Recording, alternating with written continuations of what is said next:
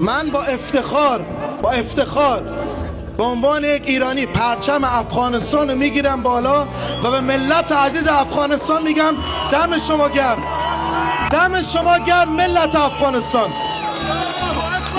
به هیچ وجه من یادم نمیره شما چقدر پشت ما بودین. به هیچ وجه من یادم نمیره.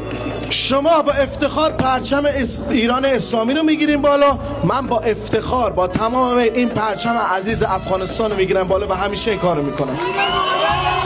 به هراتی های عزیز که داعش کثیف اومد باز کلی خون ریخته شد، ولی حرف هرات هم میزنیم. هرات تسلیت، افغانستان تسلیت.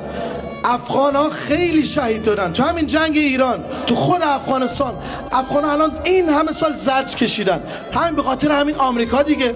ما داریم ضد کی اینجا تظاهرات میکنیم؟ همین آمریکا و اسرائیل. کی باعث این همه خون ریزی در افغانستان شد؟ آمریکا و اسرائیل. یعنی موقعی که ما پرچم ایران و لبنان و همه کشورها میگیریم بالا، همینطور پرچم افغانستان رو میگیریم بالا.